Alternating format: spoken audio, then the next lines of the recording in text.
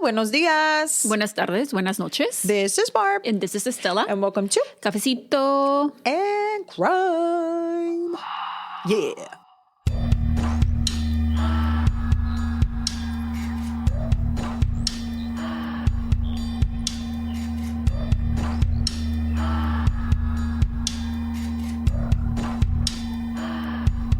Hello, everyone. Welcome to Cafecito and Crime. I hope everyone's having a wonderful day or night or wherever you're at. How are you doing today, Cisterna? I am doing well. How are you?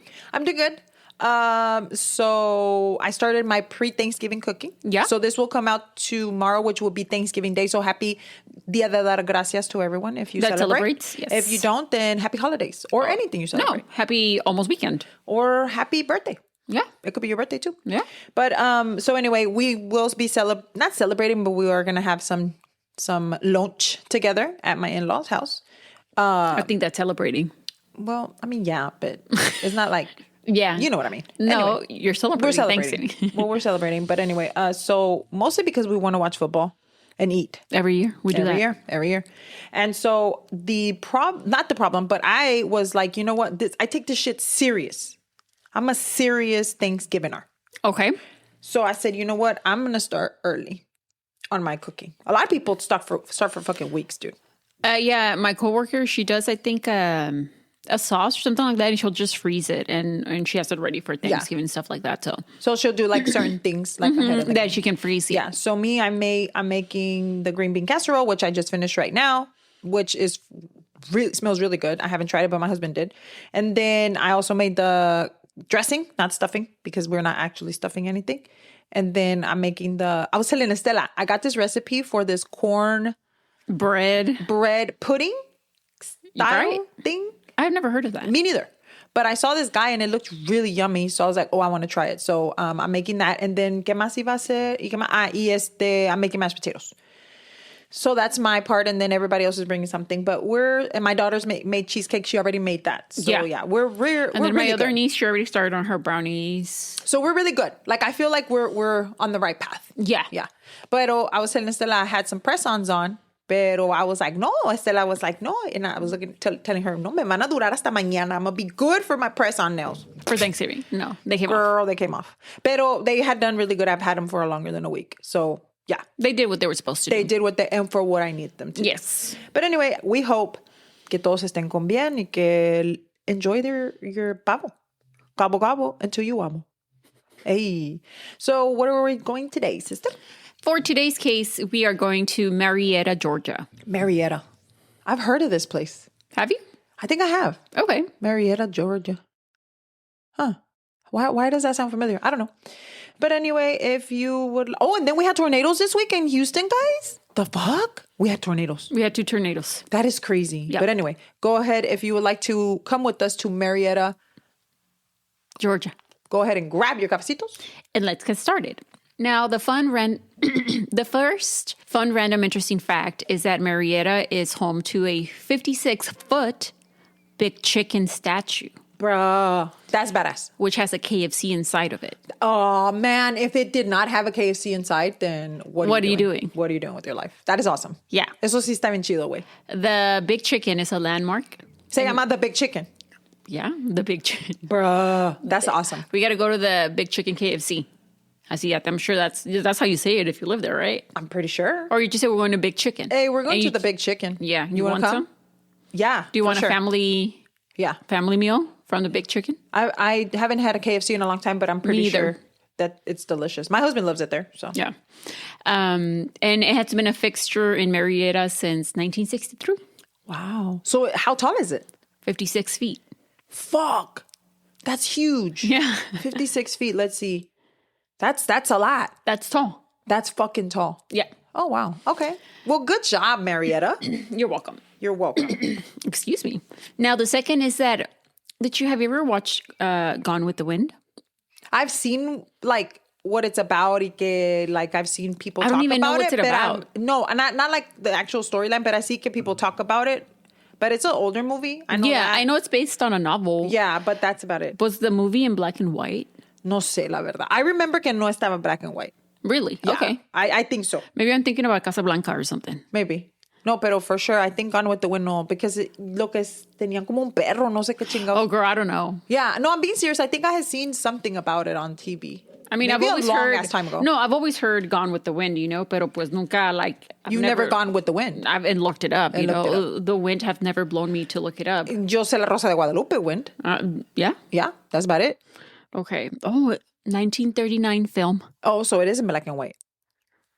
Or is it in that did you remember that, like, for example, for not Wicked, pero The Wizard of Oz, they had like that color, según que it was like the advance of fucking Color?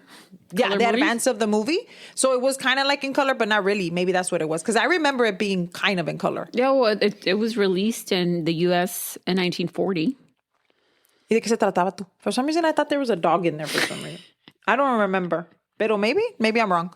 Okay. Oh, we're going to get to the second fun, random, interesting fact. Just hold on, okay? Hold on, guys, because I need to know about this. It's about Gone with the Wind. So, Gone with the Wind is a 1939 American epic historical romance film directed by Victor Fleming, based on Margaret Mitchell's novel. It follows the life of Scarlett O'Hara. Oh, I've heard of Scarlett O'Hara. Me too. Yeah. During the American Civil War and Reconstruction era, focusing on her tangled love affairs with Ashley Wilkes and Red Butler. The film is celebrated for its epic scale of performances, but it is also criticized for its romanticized portrayal of the antebellum South and its depiction of slavery. Okay. Yeah. But, I mean, and it says that the story... Django also depicted slavery, so... Yeah, but these are whites. Okay. That makes a difference, yeah. The story begins in 1861, so yeah. Okay. So what is the random fun interesting? It is at Gone with the Wind, the museum. It's located in Marietta. Cool. I don't know why I can think of this name. For some reason, I've heard it somewhere. But I can't. I think it was probably like on... okay, go ahead. I'm sorry. It houses memorable... yo estoy con la boca abierta looking at Barb like, what? Oh, what? No, because you wouldn't have thought of me remembering that name because it's not that something that... No, well, yeah, I mean... I watch a whole bunch of shit, dude. No, but you've never seen Gone with the Wind? No, hell no. No. Not hell no, but no, I have not. No, pero you thought it involved the dog. Bitch, I was wrong. So it houses memorabilia from the novel and film, such as costumes, props, and exhibits. Kind of like don't they have like an exhibit for The Wizard of Oz también? Oh, I don't know. I'm assuming. I'm sure they do. But yeah, that museum specifically referencing any Gone with the Wind. Any Gone with the Wind memorabilia. It's also in Marietta, Georgia. That's awesome. So head down there. Now that's that for the facts. So today's case takes place in 1992 in Thanksgiving weekend. So let's get started. So days before the Thanksgiving holiday in 1992, 39-year-old Sara Ambrusko Tokars and her husband Fred Tokars were making plans on where they were going to spend the holiday. They decided to spend it down in Bradenton, Florida with Sara's family, the Ambruskos. Since Fred tenía una bad back and Bradenton was over 7 hours away, it was decided that he was going to fly into Tampa y que luego Sara and their two sons, 6-year-old Ricky and 4-year-old Mike, would make the drive. Después, since Tampa was on the way to Bradenton, so they were going to make a pit stop to pick up Fred at the airport and then, make their way down to the Ambrusko's house, which was less than an hour away from Tampa. So the Tokars arrived in Bradenton 2 days before Thanksgiving. The Ambrusko home was right on the bay, so the kids and the adults had space to be outdoors. They had room to play and swim and fish. Now, Sara came from a large, tight-knit family. Her parents, Phyllis and John Ambrusko, had 7 girls, with Sara being right in the middle. Wow. Imagine having... Well, I mean, I have 4 sisters, and somos puras mujeres, from my mom's side. Pero imagine like 7 sisters. 7 girls. That's awesome. Like being 7 Pero girls. Una peleadera la chingada, dude. Imagine Don't if touch my stuff. Yeah. You took my shirt. You took my shirt. Yeah. It was Therese, Gretchen, Mary, Joni, Karen, and Chrissy. That is so cool. Yeah. So since Sara was number 4, she was literally right in the middle. Imagine everybody at the period at the same time. Una cocha peleadera? Yeah. That is crazy to me. So she had 3 older sisters and 3 younger sisters.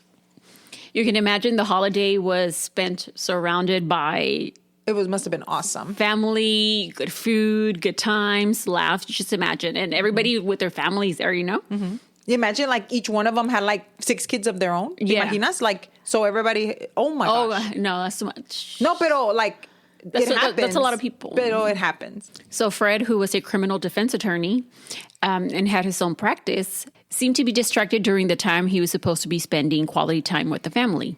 He was often on the phone and working. So on Saturday, the day after Thanksgiving, so 2 days after Thanksgiving, he told Sara that he was going to head back early because he had to go meet a client in Montgomery, Alabama.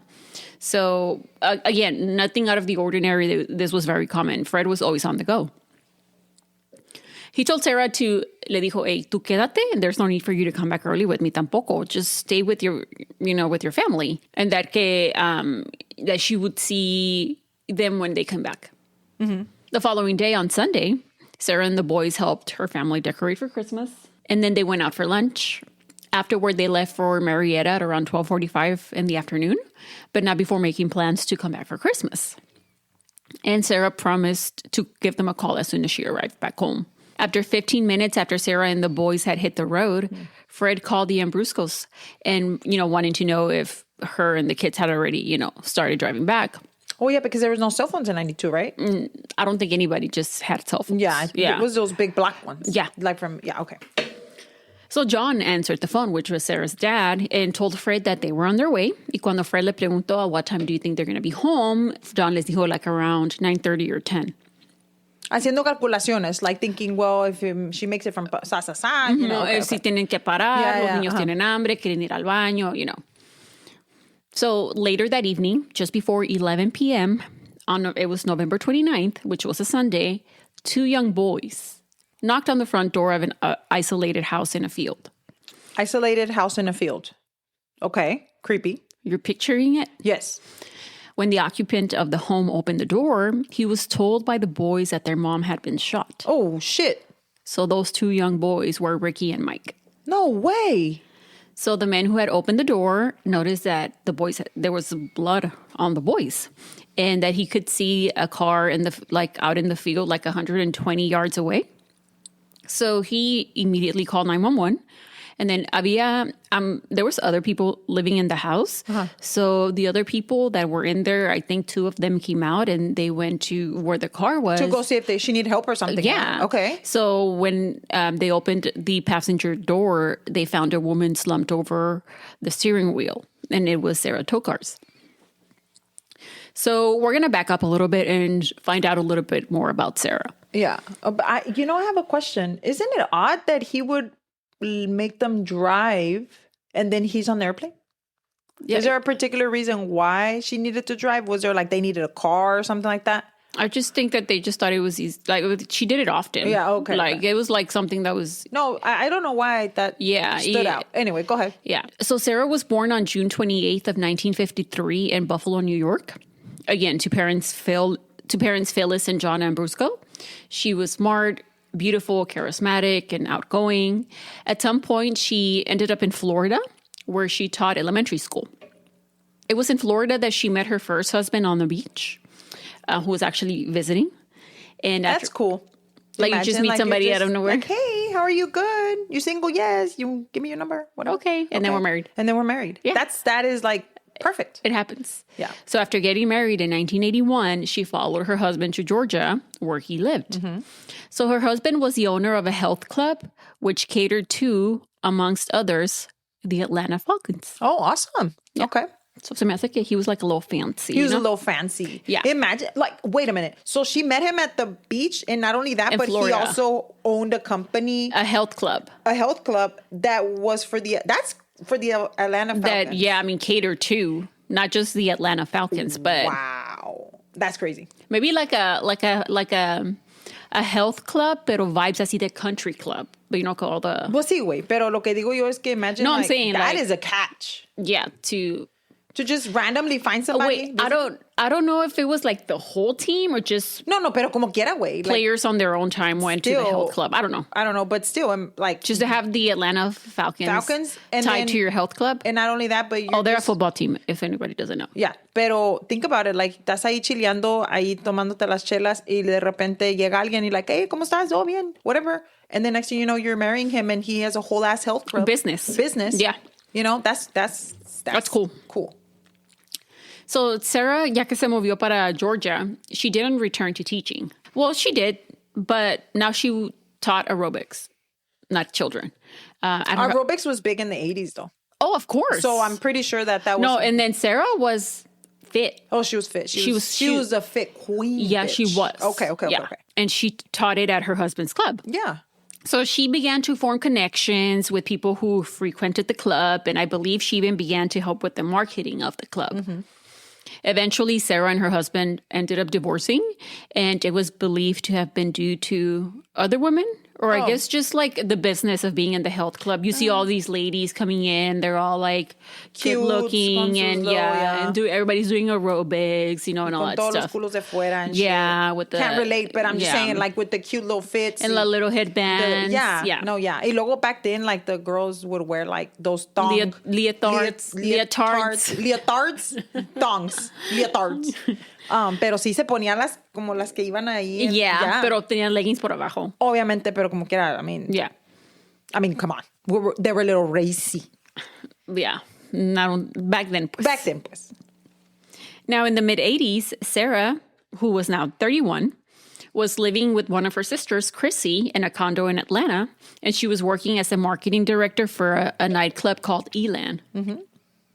At this time, Frederick Tokars, or Fred, who was born on April 1953 and who was also from Buffalo, he had recently just moved to Atlanta and was working as a junior prosecutor in a murder trial for the district attorney. Fred was known as a go-getter. And so with his law experience, he began to teach at night at law schools and local colleges. He also taught about accounting, which he had experience in, and he taught about tax and law enforcement seminars. Yeah, there you go. So according to an article by Robin McDonald for the Atlanta magazine, Fred was called Fast Fred. What? At the district attorney's office. Wow. Due to his eagerness to work on projects that interested him and his love for the city's nightlife. Oh, I thought fast meaning like he was fucking everybody. Oh. También? I don't know. I didn't know his life. He was a single man. He could do whatever he wants. Yeah. As a single man. So due to his involvement in the murder trial, Fred made a TV appearance talking about the case. And by chance, Sara happened to see him on the TV. And she remembered him from high school. What? Yeah. That's crazy. So obviously they were both from Buffalo. Uh-huh. They were now living the same age, in the same city. Yeah. And she, I don't know, le llamó bastante la atención.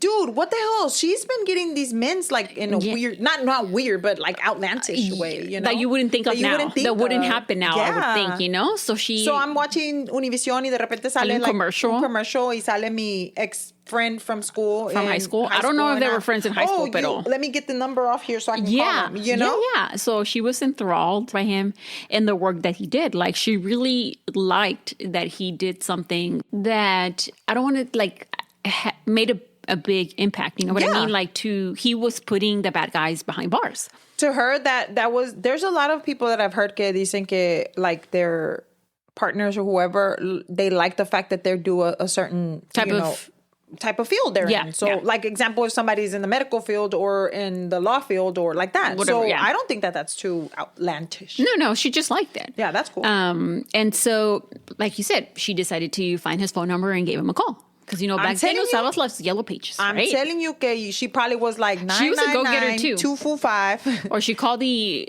operator. Yeah. Fred Tokars, Atlanta, Georgia, right? And especially if he was a lawyer, she could probably just look him up on a billboard or something. I don't know.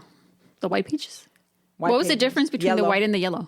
I think yellow was residential and white was like business and stuff. I don't know.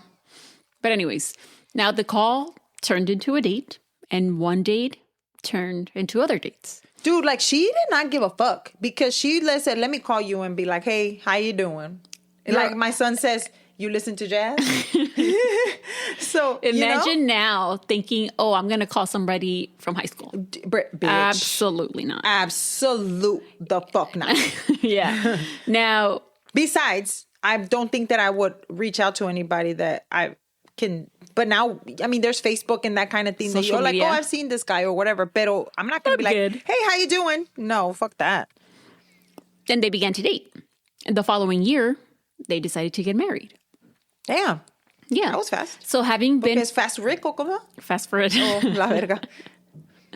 Now, having been previously married, Sara didn't want a wedding. Okay, cool. Yeah. So the couple opted to go down to the courthouse and tie the knot. Let's do it. Yeah. I love me a courthouse wedding. Bien Big and Carrie. Yeah. Mm-hmm. Before they fucked it up. Okay, we're not going there. Okay.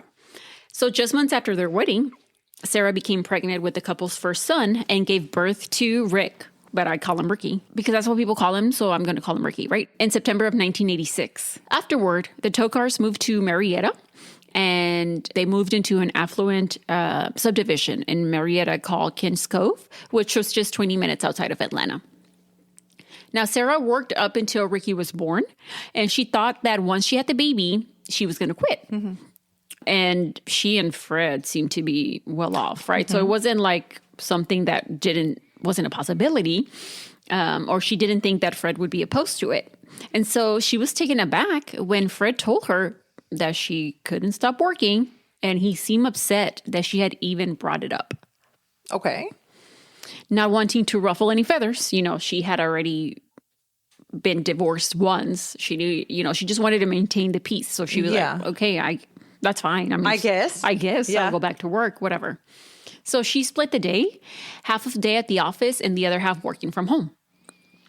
By that point, the nightlife in Atlanta saw a decline due to stricter drinking and driving laws and other penalties. And in the decline, Sara lost her job. Oh, shit. Yeah. So she wasn't too sad about it, right? Yeah. I mean, she wanted to stay home with her son. There's nothing wrong with that. After Ricky was born, Fred made a career change from being a district attorney to becoming a criminal defense attorney. This is when he opened his own practice, which he later expanded to include tax fraud and divorce cases. Okay. He was now busier than ever. He spent a lot of time away from home. When he was home, he was always working and on the phone. Okay. But that makes no sense of why he would get upset. He was growing his business. Like, why would he get mad if she wanted to stay home with the baby? Right. I don't know. Me personally, I don't see that makes sense. But okay. Right. And she didn't think that it was going to be an issue either until it was. Now, cracks in the marriage began to show, whether it was a combination of things, a new baby, a new business venture, losing Sara's $40K salary, the house, which while it being in an upper middle class neighborhood, it needed repairs. Mm-hmm. Fred became controlling of Sara and put her on a budget and gave her an allowance.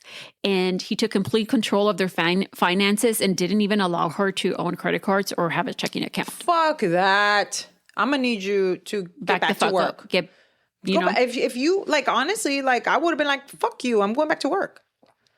I'm not going to sit here and let you give me a fucking allowance. And later she did try, like, to self-promote herself. Like, pero, like, no encajaba. Like, no, she wouldn't get business. Mm-hmm.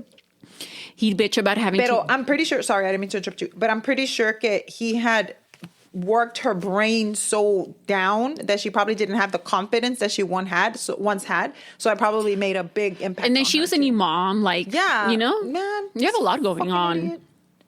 He'd bitch about having to make repairs to the house or even buying things that were needed for the house, like furniture and shit. Why? The fuck? He needs an ass whooping. Another thing he'd bitch about was when Sara wanted to make the drive down to Florida to visit her family. Mm-hmm. When Sara insisted on going, he refused to give her gas money or hotel money so she could spend the night with the baby. You know what? We finna fight.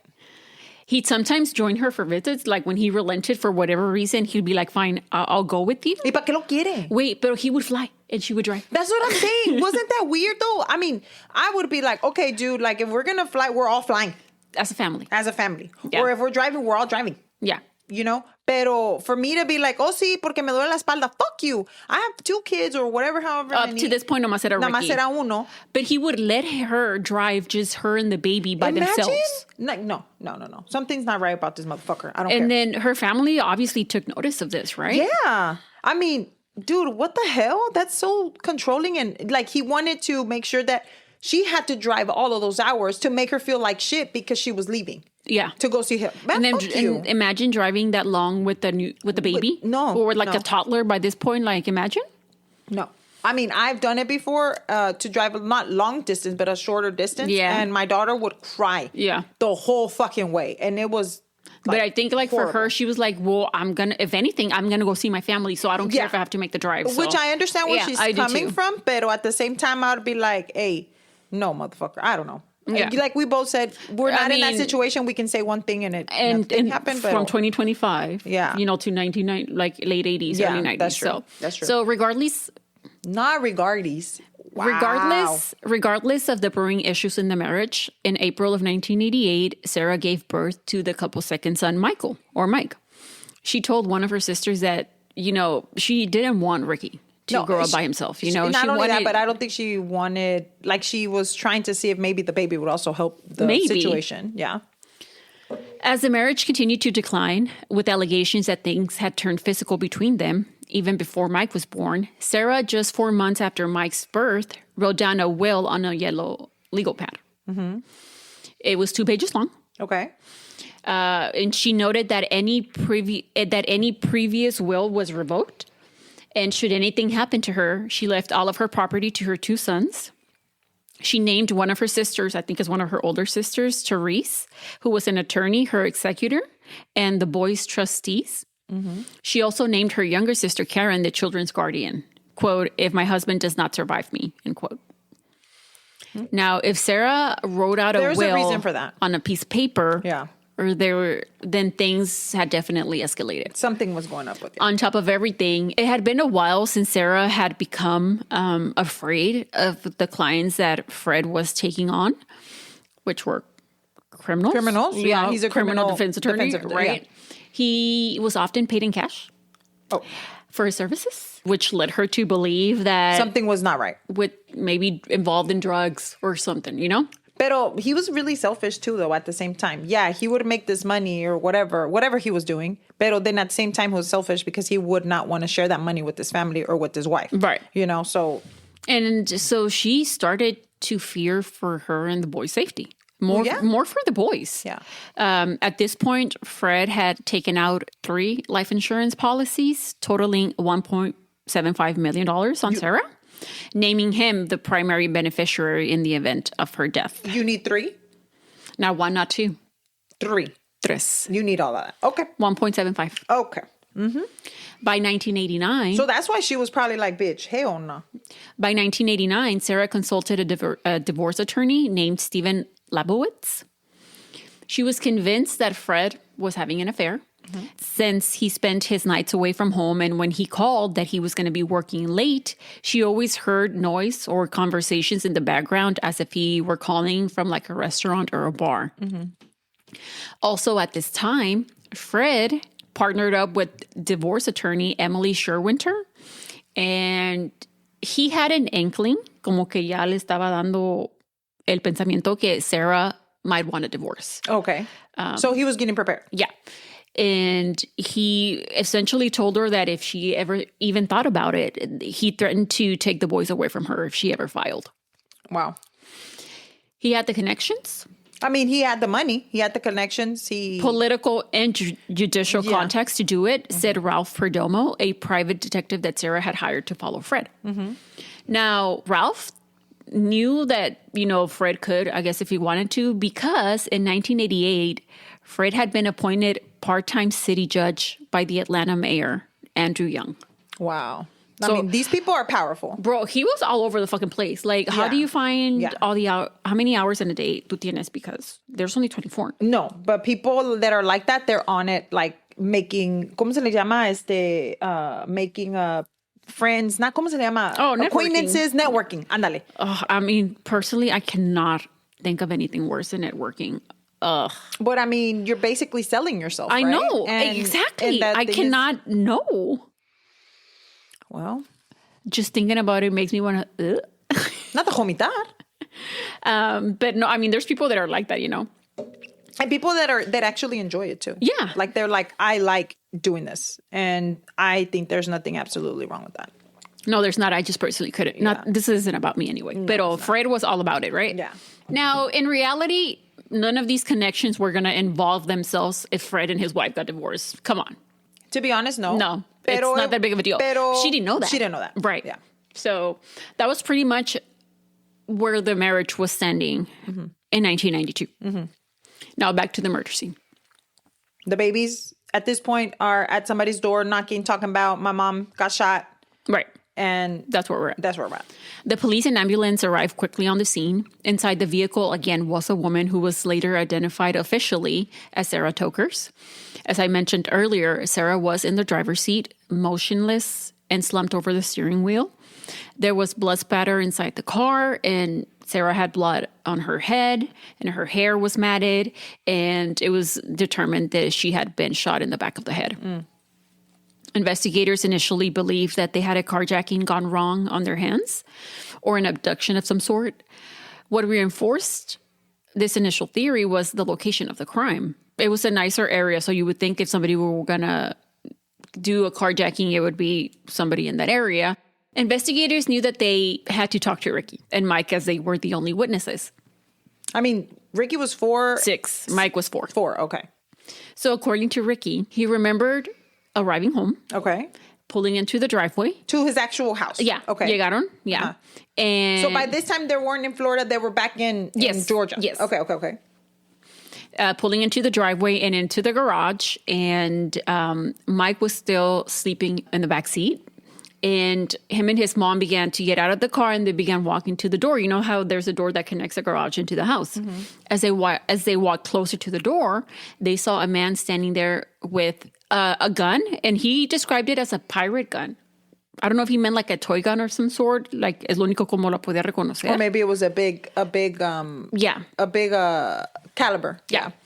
Now, the man urged Sara and Ricky to get back into the car. So, I mean, of course they did. He had a gun. So they got Pero back. estaba tapado, yo creo, el guy. Oh, Not okay. yet. So they got back into the car, and Ricky got in the front seat, and Sara was driving, and then the man sat in the back with Mike, who was still sleeping. Okay. So the man pointed the gun to Sarah's head and urged her to begin driving. Yeah. As they drove around, later in an interview, now as an adult, Ricky says that he remembered being uncomfortable, but that he didn't really grasp the severity of the situation. He was little. He was 6. Yeah. He said he believed that they maybe drove around 10 to 15 minutes away from the house, and that the guy kept on telling his mom where to turn here, turn there, you know, so on. And he said that they eventually ended up on a dark road with no lights that led into like an empty cul-de-sac.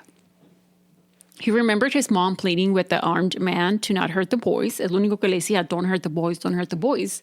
And then he said that the man just shot his mom in the back of the head. Didn't say anything, just shot her. Since the motor was still running, the car rolled across. While she was driving? They were stopped already, but the car was still running. I don't know if she had just like... No, I bet, isn't that kind of like reckless? Because if she's like actually driving, right, let's say, and she stopped, and then she just has the foot on the brake, yes. then I mean, the car's going to roll. Yeah, you know? And the car rolled across the road and stopped in a nearby field. The man got out of the car and ran into the dark. Okay. Ricky then turned off the car. Look at him. Good job, And Ricky. he just sat there. He said that he just sat there, and that he said that I think by this point que Mike estaba llorando, so like he might have already have woken up. And then he said that he began to shake his mom, que se parara. He said that he did not understand like, what was going on. And he said that he didn't really register what was going on, and that he just thought that his mom was hurt, but that she was going to wake up, and that they were going to go to the hospital where his grandfather, because John, el papá de Sarah, he was a doctor, and that John was going to make Sara better and that she was going to be okay. So when Sara didn't wake up, Ricky got out of the car. And you know those old school cars que las puertas están bien pinches pesadas? Pesadísimas, güey. Yeah. Uh-huh. So Ricky got out of the car and he managed to get the back door open to get Mike out. And then le agarró la mano and then they started walking. Pues sí, he did what he had to do. He was being a big brother. Good job. Bro, in the dark, and it was fucking cold outside. Yeah. And then let's say 120 feet. That's what you mentioned That's before. like 300 and something feet, 120 yards. So Yeah, like yards. 300 and something feet away. That's a lot. Yeah, and, no, he and said. his mentality of being like, we got to go to where the light is on? Yes. No, y luego dijo that they got off and they started walking on the side of the road, not on the road. And then that's when, they saw the house. And then that's when he went and, went to knock on the door. But how scary that must have been for him, too, because you're going to somebody's door not knowing who's going to open the door. Yeah. But I don't think as a kid you register that. I know, what but I mean? I'm just saying now, looking back at it in the bigger Probably, picture. maybe as an adult now thinking about it, he's probably like, oh shit. Oh shit, something could have happened to me too. Yeah. Now they did say, I didn't put it in here, but I'm going to say it, I guess. Cuando the officers were talking to Ricky or whatever, they did say that they believed he had like brain matter on him and stuff like that from his mom. I was like, he was right there. Right there, right next to her. Yeah. I know, Dios mío. Now, after relaying the events to investigators to the best of his recollection, Ricky was able to provide them with a brief description of the man who had shot Sara.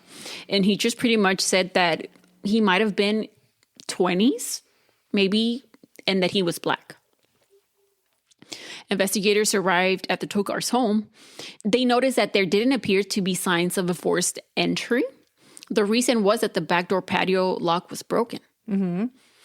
With that discovery, another theory arose. A burglary gone wrong. Yeah. And in the middle, let's say the house was getting burglarized, right? And in the middle of it, Sara and the boys accidentally arrived. And caught the man. At the same time, yeah. Yeah, burglarizing the home. But something nagged at the investigators. And it was at the time that it happened. It was maybe 10 p.m. on a Sunday. That's usually not a time where a burglary occurs. No, usually it's a lot later. But No, it's usually in the daytime when there's nobody in the house. Well, that and because maybe they knew that she was out of town or something for some reason. And especially in that area, you know what I mean? Yeah. So another thing that seemed odd was that the scene appeared to be staged. Now, it did appear that home had been ransacked and, stuff had, somebody had gone through stuff. Like doors in the home had been pulled out and rifled through, that sort of thing. But it was clear that nothing was taken. No valuables were taken and nothing else in the home seemed to be missing. Also, our burglar doesn't usually ever confront the owner of the home. No, they run. Yeah, exactly. So they either run out the back door or anything. And not waiting for them with the big ass gun.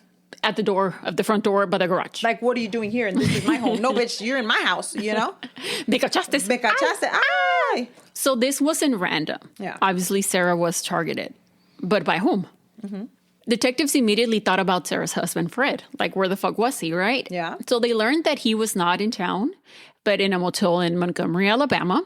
Later that evening, the police located him and he was informed of what happened to his wife. And according to the police, he seemed very distraught by the news.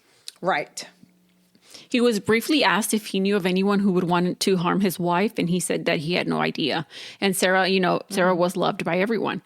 She was an active member of her community and her church. Ricky and Mike attended the church school, so she was very involved in that part of it as well.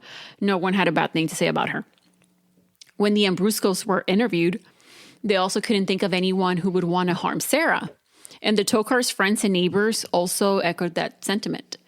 They literally had no one in mind, that the only person, Joni, which was one of her sisters, that she could think of that might have something against Sara was the guy that cut their lawn. What? Because it appeared that maybe the men thought que Sara le debía dinero o algo. So they had no idea. Like she did not mess with anybody. Literally. So she was like, I don't know. That's how hard she thought about it. Yeah. So detectives looked into the landscaper, but he was cleared. He was probably like, I was just cutting the grass. Yeah, like no, it was fine, So he was cleared. Since Sara didn't appear to have any enemies, they then turned their focus onto whether Fred had any enemies due to his job. As a criminal defense lawyer, he, again... had a lot of enemies. Or represented a lot of criminals. Pretty much. So the thought was, did someone target Sara to get back at Fred? Yeah. It seemed plausible. Now, on December 6th, Fred was interviewed by detectives in the presence of his counsel. Porque él sí sabe, you know, he's like... I want a lawyer. That kind of shit. He's like, I am a lawyer. I am a lawyer. He admitted that his clients were criminals. He was like, yeah, that's what I do. So he was asked in detail about them and all of his business partners.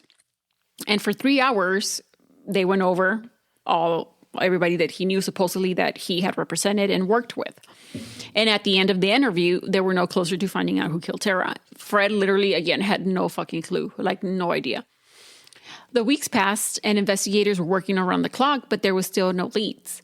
This prompted Sarah's friends and family to come together to put out a reward of $25,000 for information Yeah, porque estaban desesperados. No había nada. For information leading to an arrest in her murder. Yeah. And back in 1992, that's a lot of money. That was a hefty amount. Yeah. And so they hoped that it would entice someone to come forward. And it worked. Of course. Police were flooded with tips. They were all followed up on, and most were found to be bogus, but one stood out. Not bogus. Yeah, bogus. One stood out. And it was a tip called in by a woman named Tuesday Rower. Girl, she did it. Her name is fucking Tuesday. She stated that her brother had come home. Wednesday. She stated that her brother Thursday. No, I'm just kidding. She stated that her brother had come home the night of the murder on the 29th and had blood on his clothes and shoes. Yeah. She added that the following morning, when the news of the murder was all over the TV, her brother said, "That's us. We did it. We did it." What? Who's us? And that he said that he had been promised $5,000 to shoot the woman on the TV. What the fuck? And he said, that's us? Like he was happy that he did that? The woman's brother was 22-year-old Curtis. Of course, 22-year-old. Curtis Rower. Aquí. Not, I just pointed to my occipital. I'm just kidding. I just pointed to my brain. The frontal lobe is not fucking developed at 22. But not even that. Like Curtis, who was a petty criminal, mostly lived on the streets and had a dependent drug addiction. Investigators wanted to learn how he could have possibly been connected to the Tokars. So he was brought in for questioning. Now, in front of law enforcement, Curtis wasn't so talkative about Sarah's murder. Did he say, I want a lawyer? He denied being involved. And as investigators kept pressing him and applying pressure, he asked to make a phone call. Oh, okay. Who was he calling? When he was asked who he was going to call, he said that he was going to call his grandmother. Oh, I thought I was calling my mama. So there in front of the investigators, he called her. And after the call ended, he was asked what his grandma had told him. And he said that his grandmother told him to tell the truth. Yeah. And that's what Curtis did. Good job, Curtis. He was a grandma. ¿Cómo se llama? I was going to say Grandmama's boy. Like a mama's boy, but he was a grandma's boy. That's what I'm talking about. And she was probably like, no, son, you have to tell the truth. According to Curtis. And you know what? Kudos to his sister, too, for telling on his ass. I like that. That's because she saw the money. I don't give a fuck. Yeah, no, yeah, thankfully. Thankfully. Pero, according to Curtis, he shot and killed Sarah, and he said that he did it for money. Okay. He added that he had been hired by a man named Eddie Lawrence.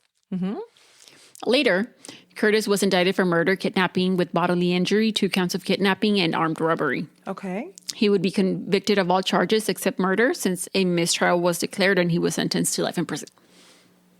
Okay, so who was Lawrence? Now, Eddie was not a hard man to track down. Okay. He was known to the police. Shock. Okay.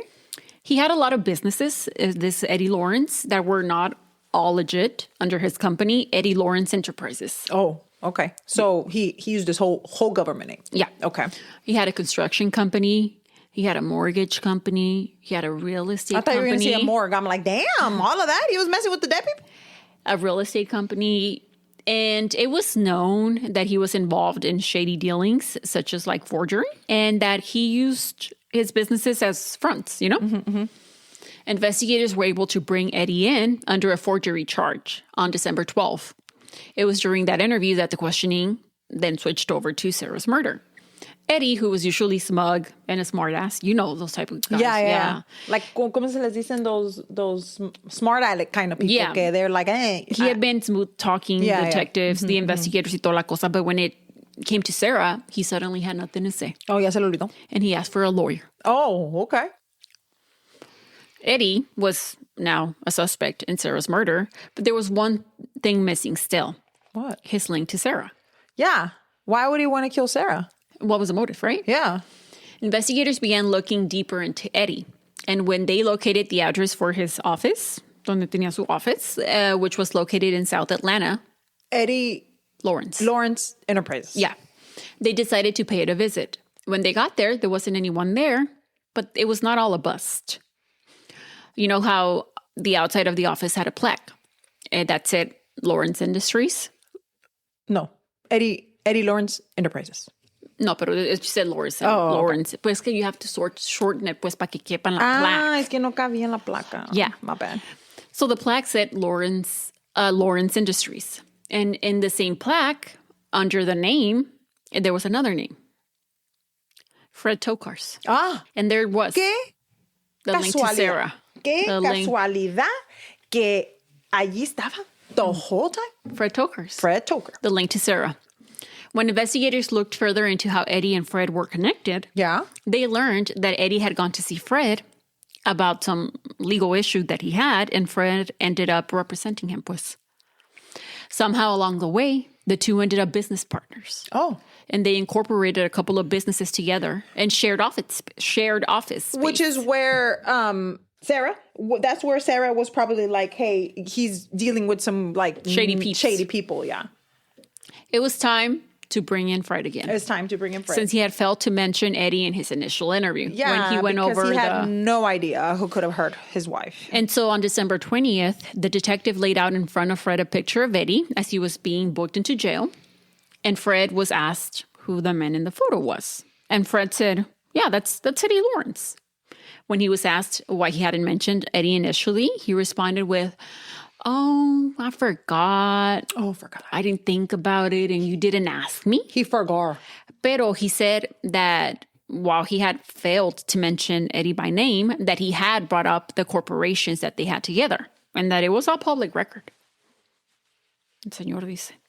He's like, I could have looked into it. It's all public record. Oh, so we're going to look into something that we did not have an idea about. Yeah, right. Okay.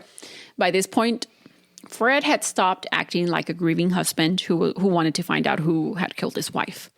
Unlike Sara's family, who diligently followed up with investigators and flew in when there was the smallest new piece of information, Fred couldn't be bothered to pick up the phone to call and ask for an update. Never. With nothing on Fred, he was let go. Yeah. Of course. Yeah. Days later, on December 23rd, Eddie and Curtis were officially arrested in connection with Sara's murder. Okay. When investigators informed Fred, they called him to kind of gauge his reaction. All he said was, okay. He or good. He didn't ask up any follow-up questions. Nothing. He didn't have nothing to say. What the fuck are you going to say? Cállese el hocico. You don't have any follow-up questions? No. Like, when did this happen? How did it happen? He's a lawyer, dude. You see Ed? He doesn't have follow-up questions. Since Fred was the one link between Eddie and Sara, the investigators' focus was now on him. Mm-hmm. They had a feeling that he was somehow involved. They just needed to find out in what manner.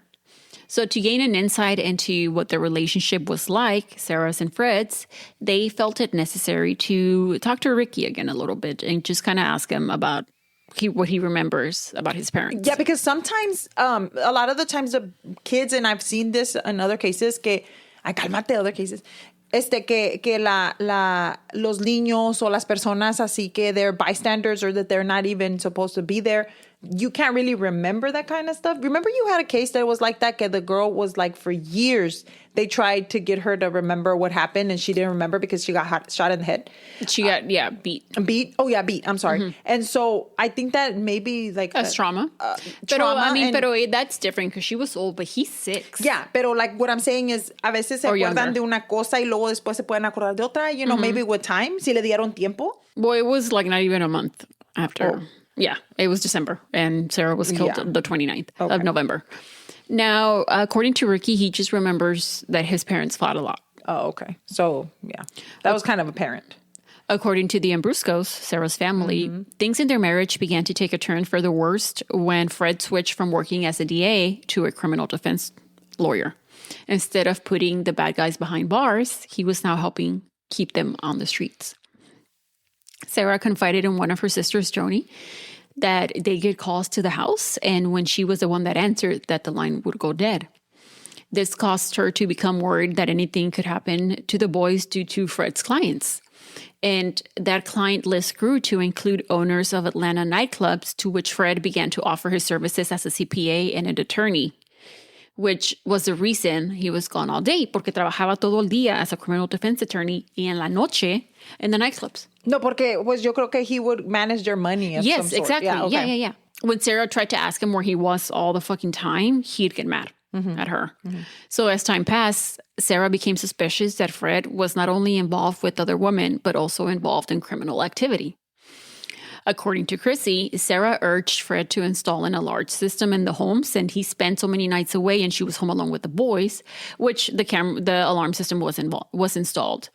But another safety concern that arose was that the back door had a broken lock. And Sara brought it up to Fred, but he didn't bother to repair it.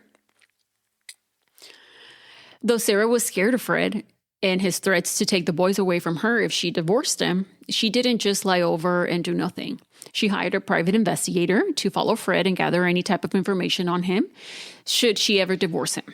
She needed all the proof she could get.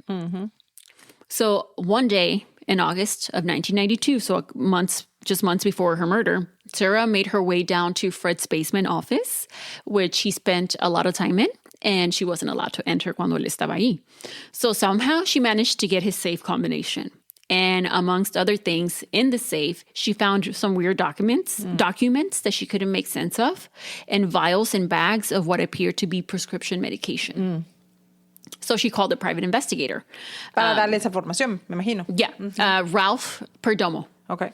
Now, Ralph, he later recalls that when he arrived at the house, que le había hablado Sara, that she apologized for how hot it was inside the house. She said that the AC was broken and que she hadn't been able to get it fixed because Fred didn't want to give her the money for it. Okay. Yeah, because En esa casa tienes a tus hijos. También pinche caliente la verga. It's fucking August in Georgia. it's hot as fuck in August in Georgia. But, okay.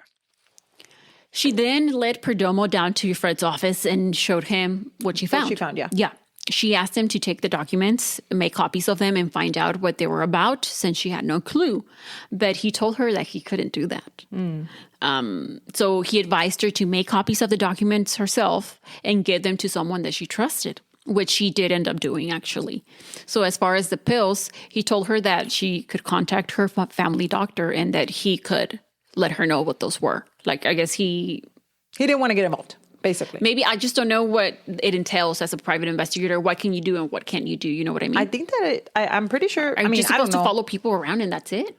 I mean, I don't think that you're supposed to get Touch their information. Like a PA is not like a fucking detective. A PI? A PA. What the fuck? No, but a PI is not like a detective. So maybe they can't keep these kind of information. You know, maybe like you shouldn't even be in the house. Yeah, he thought, hey, you know what? This is too much for me. You might need to go to these people and get more help. Yeah, maybe you know? like I don't want to get sued or something later. Yeah. I don't know. So after Sara realized he wasn't going to be any help as far as what she had found in the safe, she told him that if anything should happen to her, that he needed to turn in his investigation of Fred to the police.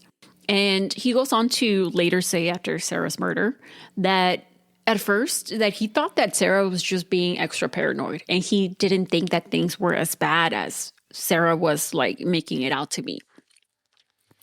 I think Sara should have gone to the police instead of gone to, I mean, she probably got confused on how far this guy could help her. No, I just think that, think so? No, I think that she thought that maybe the police were going to side with Fred because all of his connections and stuff. So True. According to Perdomo, he and Sara had a quote-unquote falling out after the whole safe thing. Yeah, because she was probably like, bitch, I'm over here showing you this and you can't fucking help me. Yeah, since they couldn't agree about what should be done about the contents of the safe. Yeah. But before then, one thing he confirmed to Sara was that Fred had been having affairs. Now that the investigators had learned the truth about the Tokars marriage, they brought in Eddie one more time for an interview. And at this time, he was in jail for bad checks. So it wasn't hard to get a hold of him. That fool was just in jail. There's some people that just go to jail a lot. After they laid out everything that they had that involved him as far as Sarah's case went, Curtis's confession, his business partnerships and everything, his relationship with Fred Tokars, and so on. He knew that there was no getting out of it. And so he confessed. Okay. According to Eddie Lawrence Enterprises. In mid-September, Fred asked him to kill his wife, Sarah. Oh, fuck. Because she wanted to divorce him and take everything. Dude, how do you get up in the morning? Like, I'm sorry. Get up in the morning, te levantas, vas al trabajo, you take a shower, whatever, fuck, brush your teeth, and then you just go up to someone, comes breakfast, Starbucks, whatever. And you go to someone, be like, hey, how are you doing today? I'm doing great. How's your day? Good. Hey, do you think you could kill my wife? Like, who fucking does that? Like, maybe because I would never do something like that, pero no me cabe a mí, like, I do not understand. But the fact that, obviously, he knew who he was dealing with, right?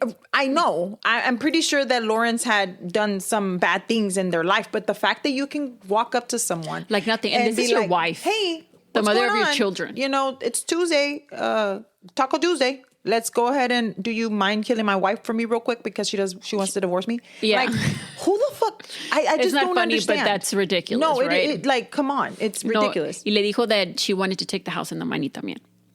So investigators learned that Fred had loaned Eddie about $70,000 or $80,000.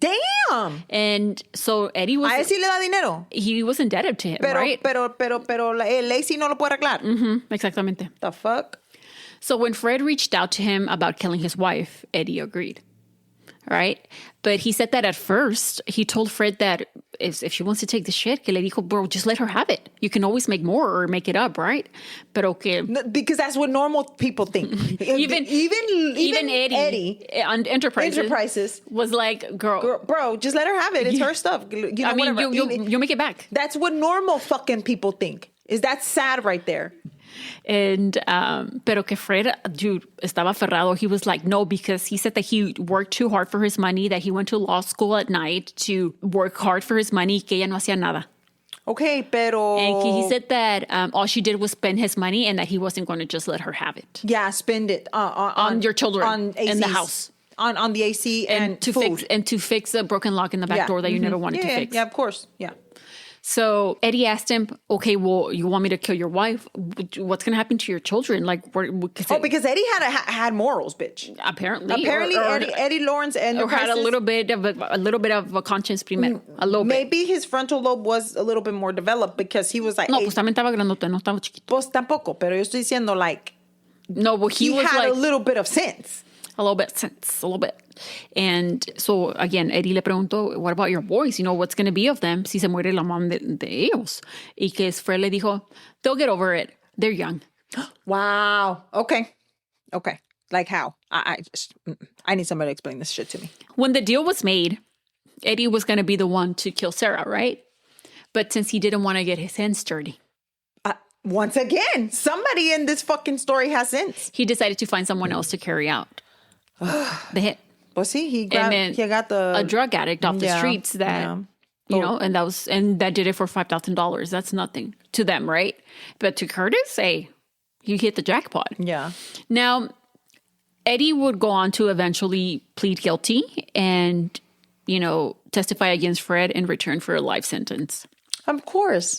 Of course, because you know why? They'll plead guilty when they want to... I did read somewhere, I only read it once, so I don't know how accurate it was, but it says that he managed to finagle his way into like a better deal and actually ended up only serving like less than 20 years or something.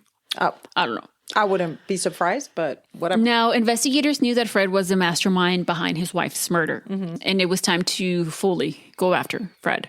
They had to be very meticulous in how they built the case against him since he had money and resources to hire just the best lawyers. So all the ducks had to be in a row. The Ambruskos were aware of the situation and were still moving forward as if they were in the dark about who was behind Sarah's murder. They had plans with the boys and Fred for Christmas in Florida, and they didn't want to alert Fred that they were on to him. Now, on Christmas Eve, the Ambruskos took the boys to an amusement park. When they arrived at the motel to pick up Fred, he declined the invitation and told them that he wasn't feeling well and that he was going to stay back and rest. So the Ambruskos llevaron a los niños y Fred se quedó.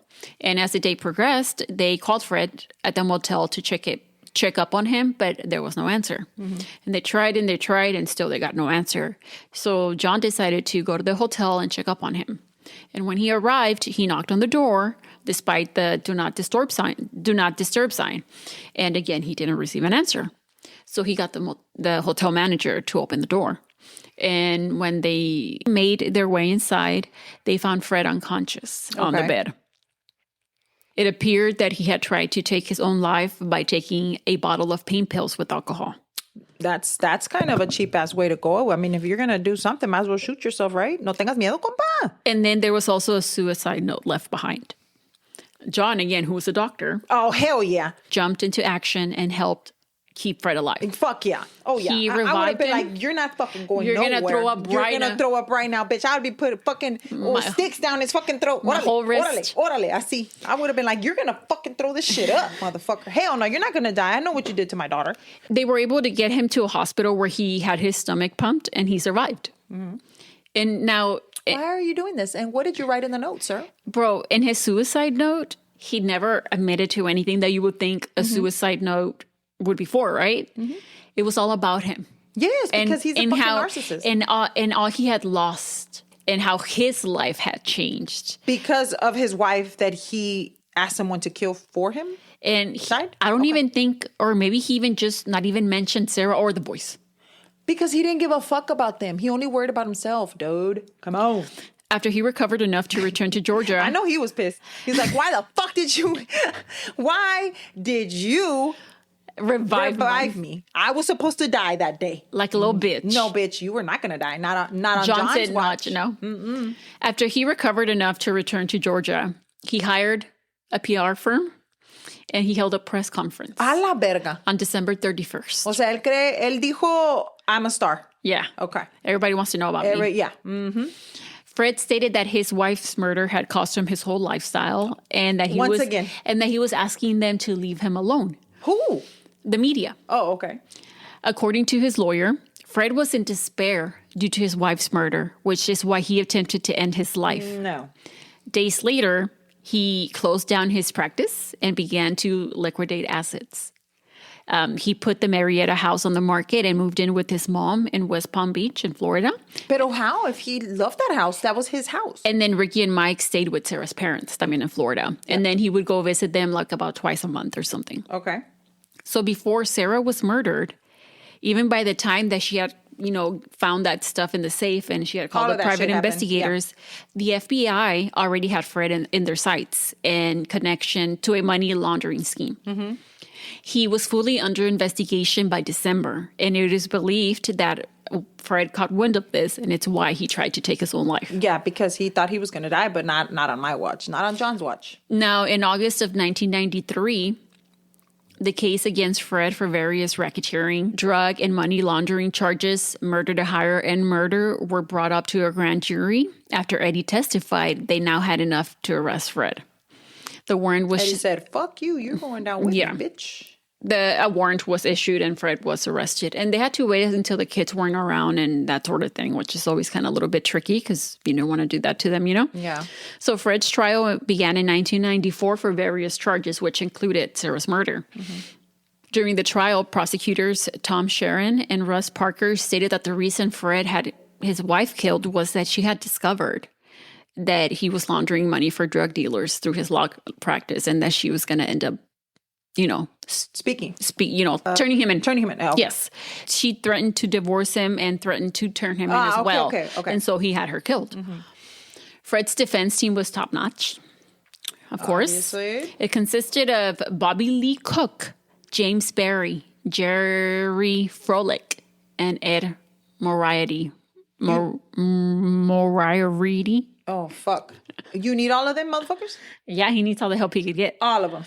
Their angle was that Fred was a victim of a corrupt detectives and bitter business partners.